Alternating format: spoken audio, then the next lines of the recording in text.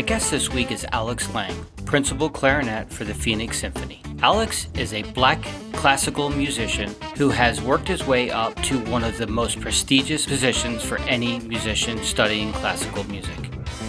He's a very bright person. He's a deep thinker. He's a really good friend of mine. We got to work on a project of his through an organization he started called The Leading Tone, and now he started a new project called Artistry After School. He plays in various ensembles besides being in the symphony itself, and he had a spectacular couple of years from 2017 through 2019 where he was awarded some very prestigious awards and even got to play at Carnegie Hall. I'm really thrilled to have Alex on the podcast, and you will find that he is very interesting, very funny, and I was so glad he was able to take the time out of his day to sit with me and have this conversation. We got so deep, this has turned into a two-part episode. The first part, we go through his life up until today. The second part, we talk about all of the projects and what he's trying to do to help and change the world. And I hope you really enjoy this episode as much as I did speaking with my dear friend, Alex Laing.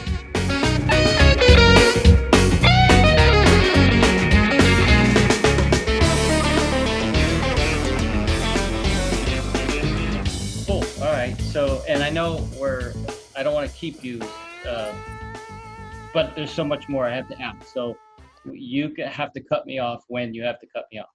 Okay? All right. Okay. So you're now in Phoenix, and I moved here in 2004. I don't remember when we actually met, but we met through a program that you started called The Leading Tone, which I want to talk about now. Sure. So that we can make sure we give it its due. Sure. So we met because you were starting this program, and I'm only going to say the brief part of it, just how it relates to me, and then you take it from there. And you were doing this cool after-school program where we were going to teach really younger kids. I don't even remember the age range, which you could explain again, but it was bucket drumming, which is basically, for anybody out there that at this point doesn't know what that is, it's anytime you're walking any of the street, basically in New York, that's where it really blew up. But anywhere you are that you see somebody that has a bucket turned upside down and they're banging on it, sometimes with sticks, sometimes with all sorts of things. So take it from there. So The Leading Tone is this program that you started. So I mean, I think just to give it a little context, right? So going back to school, and this sort of sense of like my social life is inside like the Black community at Northwestern, but my academic life is inside the School of Music, right? And there aren't any Black people in the School of Music at Northwestern. And that sense of like separation is sort of a theme in my whole sort of journey. When I was in New York for grad school, first time I started to learn about what at the time was called like community engaged music making. And I started to learn about like programs and ways of thinking about what I did and how that could be, because also at the same time, right, I'm like playing all these places. There aren't any Black people in the audience either, right? So how can I musically be like engaged with, useful to, in communion with Black people? Then I hear about community engaged music making, and I did a year-long sort of course that had us put together a little ensemble, and then like go into schools and play for kids. Mostly, so Manhattan School is up on the Upper West Side of Manhattan, just below Harlem, right? So the schools that we were going into were, it's New York for one thing, but also where we were, they're mostly in Harlem. So it's mostly like Black and brown kids, and we had like something to say to them. To be clear, it wasn't like great. It wasn't culturally responsive. There's lots of ways of looking at that where it was like, there was all kinds of rooms for improvement. But for me, it was the first time where like music and culture were sort of coming together in ways that sort of brought together my person and my personality and my interests. So fast forward to, I've gotten the gig in Phoenix. I knew that I wanted to have like a community engaged music practice. And so actually, the first thing I did was reach out to Rosie's House, a program here in Phoenix. Shout out to Rosie's House. Go check it out. Support them. They're amazing. And I wanted to teach, but they're like, well, what if you sat on the board? Let's put you on the board. I didn't know what that even meant. I was like, okay. So I learned a lot about like seeing an organization from that perspective, seeing the work from that perspective. Then some of the El Sistema stuff started to happen. So El Sistema is this program out of Venezuela that really has captured the imagination and the storytelling about so-called classical music here in the States. And El Sistema programs are starting to pop off. And I really wanted to participate in this in an applied way. And so long story short, I ended up sort of feeling like the best way I could get involved, especially after trying to do it some other ways, was to start my own thing. So when I first started, this is before I knew you, Joe, when I first started, I was thinking very much of like kind of replicating my own biography, right? It was going to be an instrumental music program. I was patterning it after an organization, a golf organization called the First Tee. Yeah. Right. You remember all that talk and what would it look like, and building sort of like in my mind, it was sort of like Rubank method meets like the Boy Scouts meets 4-H meets cultural responsiveness. Like I didn't, so that's where the idea was before I met you. And I was thinking of myself as like, thinking it would make it better. Like I'm going to teach in this thing. I'm going to be one of the teachers. I'm going to teach clarinet. Really wasn't able to get out of first gear. People were like, it sounds really complicated. It sounds really, it sounds good. I think it's a good idea, but like there's a lot here. You want to build, but it was like big and unwieldy, and it took a lot of words to explain. A shift came when I sort of made two shifts. The main shift was one, changing the ensemble, right? So a bucket band. Immediately, the little bit of sort of musicological, like in music pedagogy that I was starting to build around myself and understanding, I realized, oh, wow. If you're talking about like pro-social stuff, if you're talking about kids being in communion with each other and building a sense of group and unity and learning through that, right?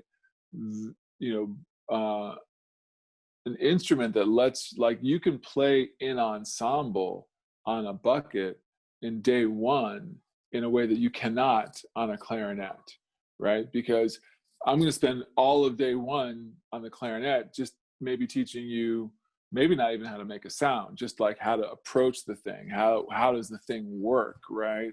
Or you might be teaching them how to not put the reed upside down.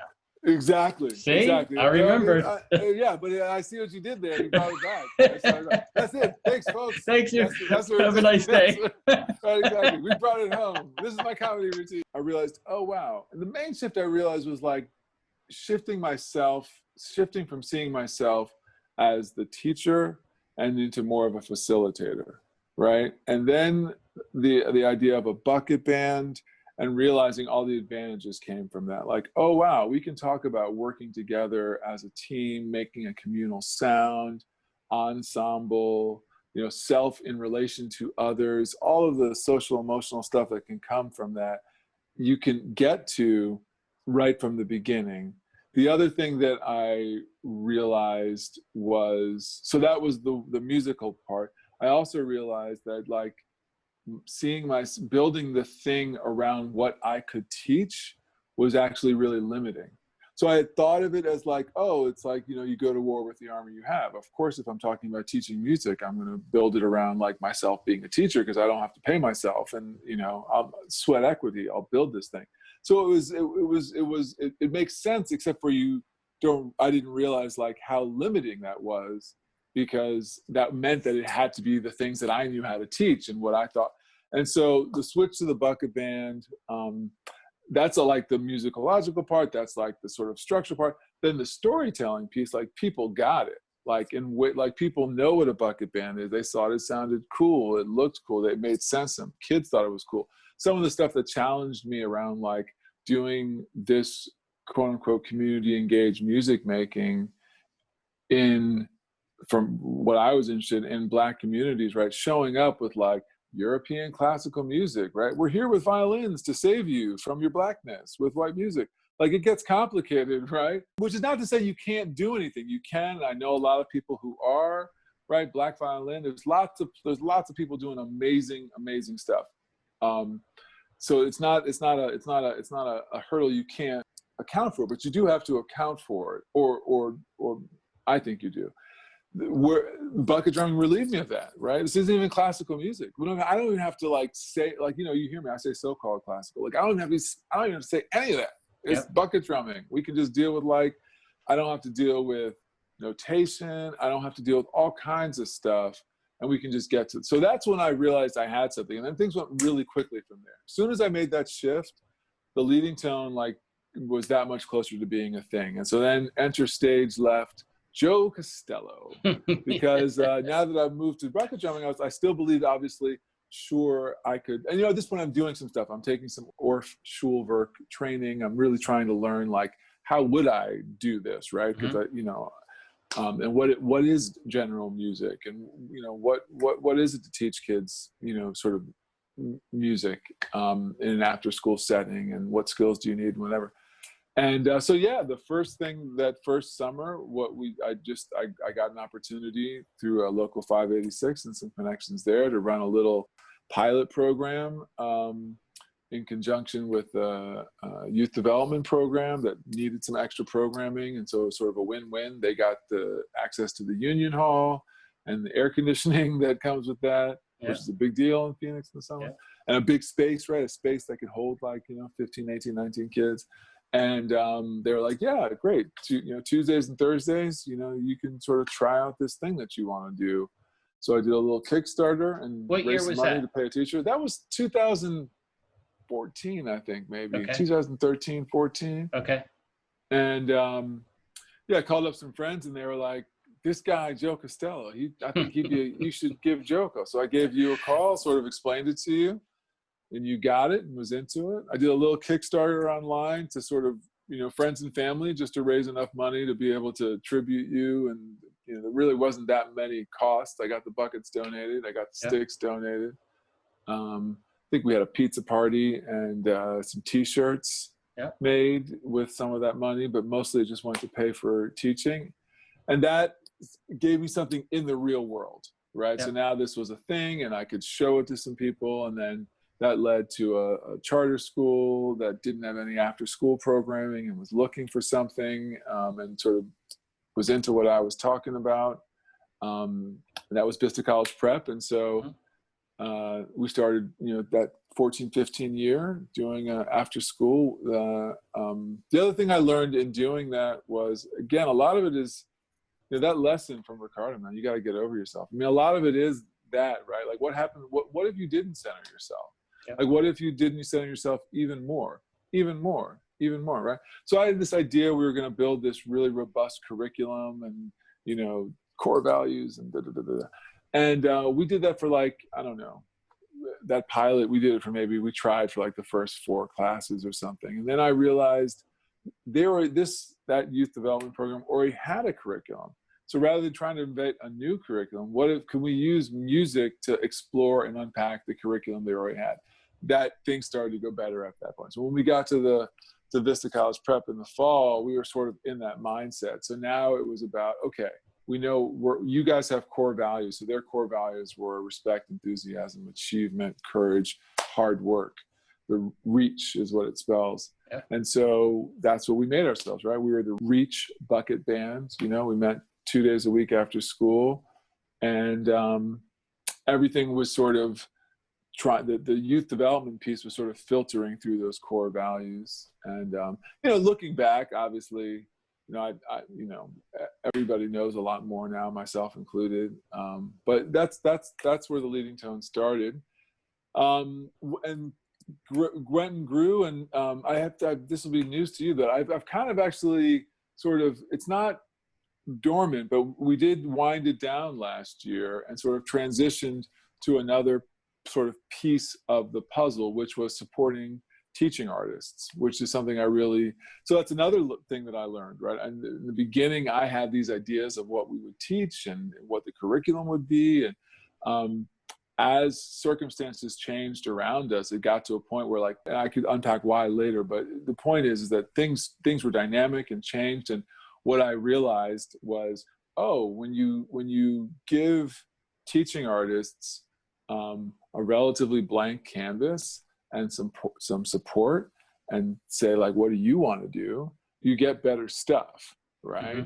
And so that, just for the leading tone, was a big learning. And so the last 2 years, it was very much about, like, what do you want to teach, and how can we build around that, as opposed to, I'm hiring you to teach this thing and do it this way, right?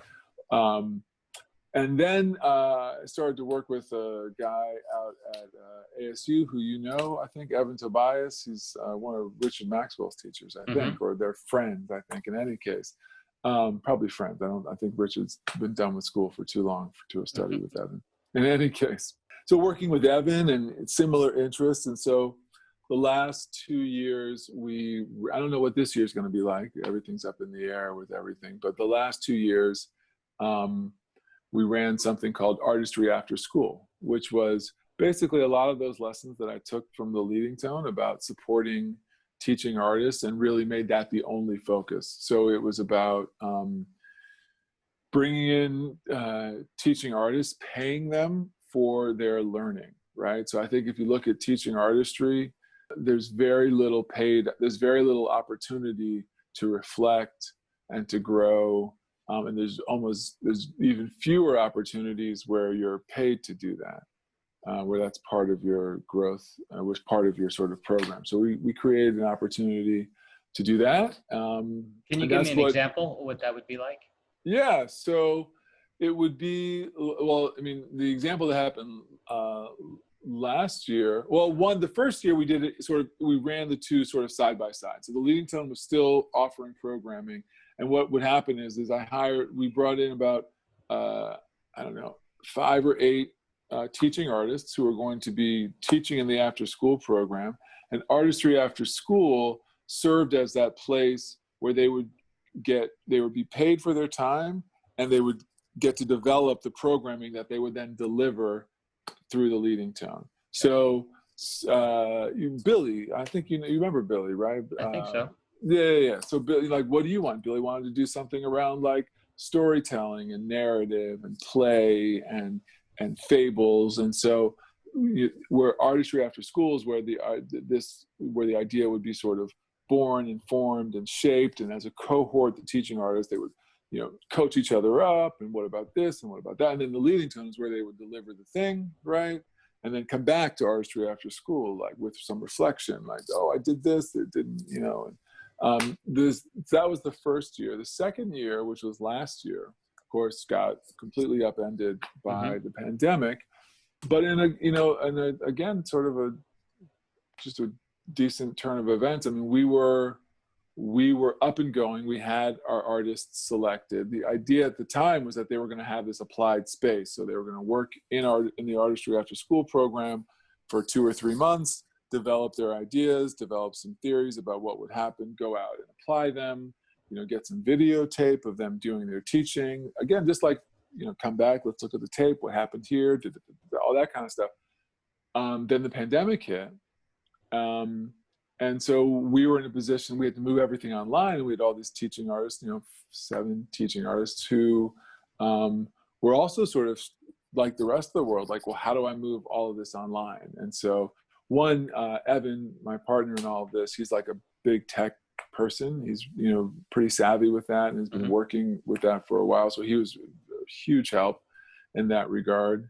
And also his big thing is digital music, right? So the idea of, like, not needing sort of physical instruments in the same sense. You can make music anyway. I don't need to explain that to you across the digital space, but in any case, so that's where things are now. So the leading tone is, for now, I think, we'll see. I mean, it's possible there's something could come along and we bring it back, but I'm more interested right now in this creating learning environments for teaching artists and supporting that part of the the ecosystem, Right. and learning how to create, sort of learning environments for people. And Yeah. yeah. Cool. 2017, 18, 19 were big years for you because Yeah. 2017 musical America's Professional of the Year, Mm-hmm. right? And Mm-hmm. then you got the Sphinx Medal of Excellence Mm-hmm. in 2018. Mm-hmm. And I believe was 2018 the year you got to perform at Carnegie Hall. I think that was it. It was 18, fall of 18. Yeah. And then again in like that same, later that season, maybe in Yeah. 19, spring of 19. I think if that's right. I think that's right. Yeah. Yeah. Crazy, man. Crazy. It was, the Sphinx, the Medal of Excellence was really the lever. That selection was announced in, you get the prize in like all the whole sort of hoopla event happens in like spring of 18, but the announcement is made in like August of 17. So they just announced the 21 Medal of Excellence awards, like, I don't know, 4 or 5 weeks ago. Right. Okay. So, and I think it was the Medal of Excellence attention that then brought Musical America's attention to me, and then put that, gave me that recognition. Yeah, in 2015 is when I started to get some attention sort of on the national stage. And I'm in many ways really grateful for, I got to sort of labor in relative anonymity in Phoenix, not anonymous to all my Phoenix friends and colleagues, but the eyes of the world aren't necessarily on us in the same way, and we don't have a big broadcast presence here. And so I got to work some stuff out, got to say some really stupid stuff that like no one heard. And lay some giant eggs and big clams that no one heard. And then 2015 I got sort of started to get invited into some national spaces and conferences, and some of it was around playing, some of it was around talking about playing, some of it was around talking about what's often referred to as diversity, equity, and inclusion as it relates to symphony orchestras, programs designed to do that, what are the paradigms in place. So I was, I had my own sort of life experience to reflect on, and I was able to talk about it in ways that resonated with people. And so that's when that all started to get invited out. It's around then that I started to, it's after the Medal of Excellence that I able to sort of put the whole thing together and articulate sort of like what I'm doing and talk about my practice in a way that's like crisp and concise and sort of speaks to everything. And it really comes down to this. I don't believe that music is just sound. I believe that music is sound and words and people, and I want to have a practice that's engaging with all of those. And I had that before. The words piece is actually what really started to come on around 2015. I started writing, I started talking, I started sort of putting my ideas out there. People would ask me what I would think, and I started to have something to say. But that's really sort of, that's where it is for me now, right? And I think that, of course, music isn't just sound. But I think, the training that I went through doesn't say that explicitly. And isn't clear at all that, you can be active in all of that, right? So you learn music history and you learn all kinds of things that makes it clear to you that music isn't just sound. What is not made clear to you is that you can choose the words and you can choose the people. You can contextualize and frame and put sort of layers and frameworks of meaning around this thing based on what you wanted to mean, say, and do. And that was, that wasn't something that I understood, because no one had sort of, that's not how I've been taught. And so anyway, so that's where things are now. Music is sound, words, and people. And so I have my sound practice, which is mostly the Phoenix Symphony, obviously less so right now, but not just the Phoenix Symphony. I've fortunately been invited to do some really cool collaborative stuff just as a sound maker on the clarinet. And then on the words piece, you know, I talk like this, and I've done some writing, and you know, I try to be clear about like my ideas. The people stuff, right, is through all of that. But of course, you know, the work we did together with the leading tone, right, is about people and how can music be useful to people. And you know, anyway, so that's sound, words, and people, words, and sound. How you order it, right? Like music that says it's sound. I say sound, words, and people.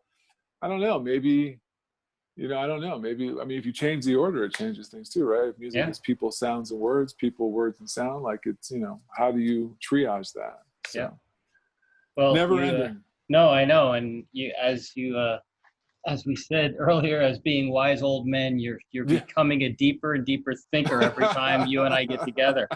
But I don't want to, before we end, and I don't. Older. Yeah, well, yeah. Older. At least we can both look at each other and go, "Hey, you're losing your hair." It's like, no, we're not. It's already gone. Yeah, it's gone. I Shaved. lost it this morning in the shower. Every morning, I lose it again. That's right. So I don't want to brush over this. To me, and I don't know how important it is to you, but that's why I want to ask the question. Carnegie Hall, like, was that the first time you got to perform there? Yeah, it was. Carnegie was great. It's great. You know, it's a name that makes a noise when you drop it, right? So that's helpful. It makes a noise to just about everybody, certainly. That's a rare thing in this business, at least, to have something that really resonates outside, you know, just lay people get it and feel like, oh, wow. So that's certainly helpful. It was a thrill. It was great to feel like I was ready. You know what I'm saying? It was great. I remember you saying that. Like, you walked out there and you were like, this is, it's like, I wasn't like, oh, I got this in the bag, this is nothing. I was like, oh, but I was ready, right? And so I really sort of completed that eliminate hope journey. I know I got to come up with something less grim. That sounds terrible, to eliminate hope. But I wasn't walking out there hoping. I knew how to I was ready for it. It was definitely a big moment. So, you know, it's you know, it's like playing Madison Square Garden or anything, and you know, making the foul shot with no time left and stakes are high, and feeling like I know how to do this. So that was great. That was a big thing for sure. And then weren't you on did I make sure I'm not getting this wrong, but I believe, weren't you on the cover of the Musicians Union I did, magazine? What's it called? International Musician? International Musician, yeah. Right, because I think I even wrote to you. I texted you when I got my copy. And like, what are you doing in my mailbox? Get out of here. You just brought my house value down. Yeah. And it was later that year, the same year. It was a nice run for sure, right? It was, I got to go out to LA and play in the orchestra that recorded the soundtrack for The Lion King with Hans Zimmer, which was amazing. I got to do that through a group called the Recollective Orchestra, which is started by my friends Stephanie Matthews and Matt Jones. And they're the ones that sort of secured a place for the Recollective Orchestra in that recording project. And then they went about sort of filling out that orchestra, and I was lucky that I was, you know, someone they wanted to have come and join, and that was amazing, right? I mean, and you know, it's very much like getting to sort of come in at the Cadillac level of like Los Angeles studio work. I mean, you know, I totally recognize that, and I'm grateful for it.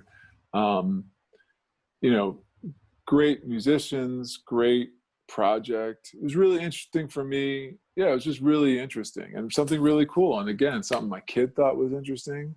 That was cool. Yeah. You know, and that's not, she does not think her dad is cool really about anything. But you know, Beyonce had something to do with The Lion King, so I got some of that association. So, yeah, no, it's been an amazing, a nice run here, a nice opportunity. I don't take it for granted. I remember I have a buddy who he does mortgage brokering, and he was talking about 2007, 6, 5, you know, and anyway, the long story short, like, the phone's ringing a little bit more now, and I don't assume it's going to keep ringing. And I keep sort of pushing myself to try to say yes to as much as I can, really.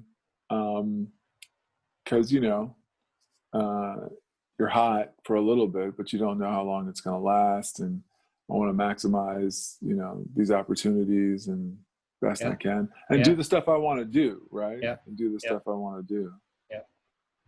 So cool. So in wrapping this up, what is happening with the Phoenix Symphony right now? Yeah. Well, honestly, I don't know. I think obviously it's going to be. But you guys aren't rehearsing or anything. We're not. I haven't seen my colleagues since March 6th. Wow. Except over Zoom. Wow. We have done some asynchronous stuff, which is great. We still have some stuff in the can, actually, that we recorded last spring that I'm hoping is going to get released. Just stuff to put on, the interwebs and Facebook and stuff, but some cool projects. This is an exciting time, I think. Scary time, right? On all kinds of levels. Scary for nonprofit arts. I don't think that, very many orchestras are going to be the same on the other side of this. In some regards, I hope none of them are, which is to say, I do think many of us are going to be dealing with, the impacts of the financial situation changing. So that might be, some orchestras are shutting down operations for this year because you just can't see, if you can't gather a group of more than 50 people, how do you get your ensemble together and much less, make the margins work? Right. Yep. Other orchestras that have, some deeper pockets are continuing and doing some streaming stuff. So Phoenix is yet to sort of settle all of that. But all of that aside, I think, our understanding as a society about why do we get together in large groups? What's the point of that? What's that for? I think our understandings about that are changing, not for the worse. I think actually in some regards we're holding those things in greater value. Absolutely. I think, so I think that'll probably impact actually what a symphony concert is on the other side of this. I hope it is actually, because I think maybe maybe that's what we should call our podcast, Get Over Yourself. Both of us would need tons of therapy to actually ever host that thing. But all that to say, if orchestras might get over themselves in terms of what is a concert on the other side of this? And do we need to have longer intermissions? Do we need to have more sort of ability to get up and what does that look like? I'm not sure. Yep. Right? Do we need to have, I don't know. What do people want? What do people need? So there's some deep stuff, I think, so all that's going to change for sure. And then of course there's the financial piece, right? Yep. It's going to be a tough year for everybody, and that's going to lead to changes on the other side of this. So the Phoenix Symphony is still determining what its season is going to look like. And we'll see. Meanwhile, I'm fortunately continuing to develop relationships and opportunities, and some, the phone's rung to do some stuff. So, And besides the symphony, I know that you've played in a group that I believe was it your own, or you had one with Mark, and did you have one on your own also, or? Oh, yeah. Well, so you're talking about Mark Dix? And I'm just trying. You're definitely not one-dimensional, but besides being principal clarinet in the symphony, you're doing other stuff. Yeah. So right now, So project I have going right now, I finished this summer. So I do some teaching. So this summer I was teaching for the National Youth Orchestra. It's a program run by the Weill Institute, which is Carnegie Hall's sort of music education arm. So that was interesting. All distance, teach for the League of American Orchestras. They have a course called The Essentials of Orchestra Management. So I'm one of the faculty members for that. I'm actually teaching a course this fall, a professional development course for musicians through Juilliard in their night division. So I do some teaching stuff, sort of in the words of my words practice. On the people practice side, so I've got, Artistry After School, which we'll see what Artistry After School does this year, but I think that work will be ongoing in some respect. I also have started to do a little bit of consulting with my brother, who has a consultancy called Hilombo, Hillombo, which is interesting and exciting. And so he does, some of his clients are nonprofit arts organizations. And so the ones that have been close to sort of what I do, symphony orchestras, I've been able to come in on some of those projects and offer some insight. And I continue to do some music stuff. So this is actually, I actually just this morning agreed to do my first sort of travel gig since all of this started. So in late September, I'm gonna fly to Philadelphia and do a project with Opera Philadelphia, which is the project is a production of a piece that I actually was really fortunate to be in the world premiere of, called Cycles of My Being, which is a piece written by Taishan Sori and a libretto by Terrence Hayes and Lawrence Brownlee, who's an amazing tenor soloist, opera tenor soloist. And the piece is written for him, and he helped write some of the words. So we're in the pieces for voice soloists, piano, violin, cello, clarinet. And so we're going to do that again. So I'll go out and do that. No audience. It's going to be both a recording project and for streaming as well. So sort of my first, toe in the water on this stuff. A little nervous about the traveling, Joe. I gotta be honest with you, man. Yeah.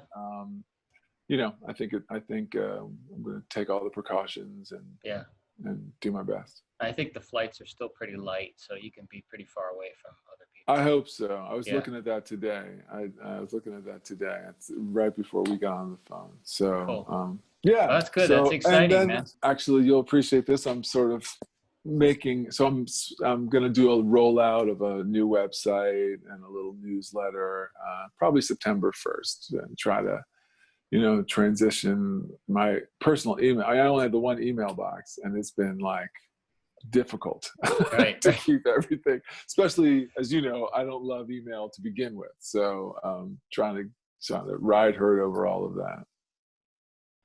You might even see me on the socials at some point, but all right. We talked about that. That's right. Yeah, at some point. Right, Not cool. yet, but at some point.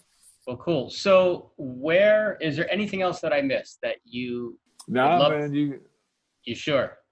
Yeah, no, I think okay. I think we're good. I think we're good, more than good.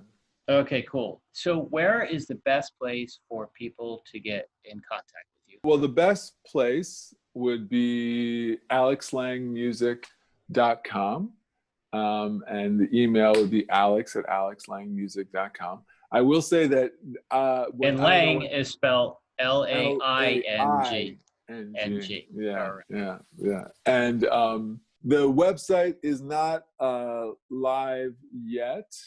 The email address is up and going, and the website it's finished, but we're just tightening stuff up, and then we're going to roll it out probably September 1st. It's not going to be a huge interactive thing, but it will be a place where you can see what's going on with me and get a picture of what I do and what I'm about, and see what's coming up next for me.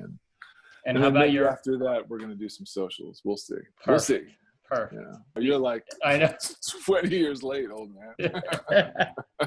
No, listen, you're going to live longer than a lot of people for not being on social. So don't Fair worry enough. about it. I have to say, I have been relieved. I have to say, for the last little while, no one has been like, oh man, I love it on Facebook.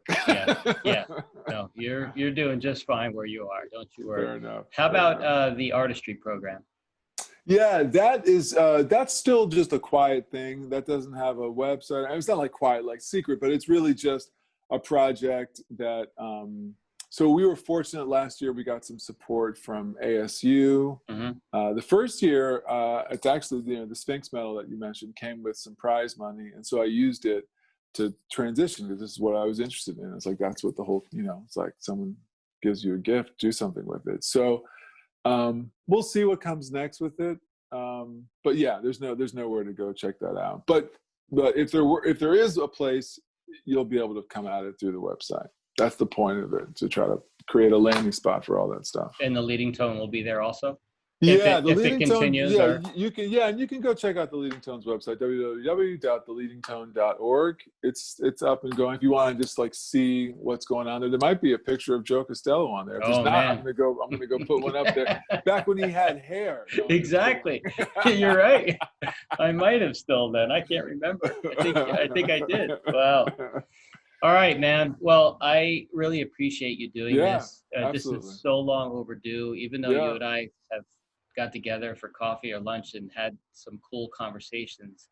This was really interesting for me to actually learn all about, how this all started for you. And I really appreciate you. You're a good friend. We don't see each other enough. We promised we were going to try to do it every month. But obviously the world is right now, that became hard. That put a little wrinkle in our plans. But yeah. Well, I really appreciate this, and I appreciate you. I mean, that's real talk right there. And it's true that we don't get to see each other enough, but I like that when one of us reaches out and says, "Hey, man, can you help with this or whatever?" That the other one's like, "Yeah, sure, I got you." Yeah. So I really value that, and that made it very easy for me to find time today to sit down and chat. Oh, I really appreciate it, man. Yeah, man. Go Joe Costello. Well, you take care of yourself, all right? All right, man. And you be safe on that flight. Yeah, thanks. Yeah. Send it up for me. Thanks again. Take care. I can't thank you enough for tuning into my podcast. It's definitely an honor for me to be in your ears, and I appreciate you taking the time to listen to the podcast and possibly rating it, sharing it, and if you have the time, to write a review. I hope the content that I'm delivering is something very special to you, and once again, thank you so much for listening.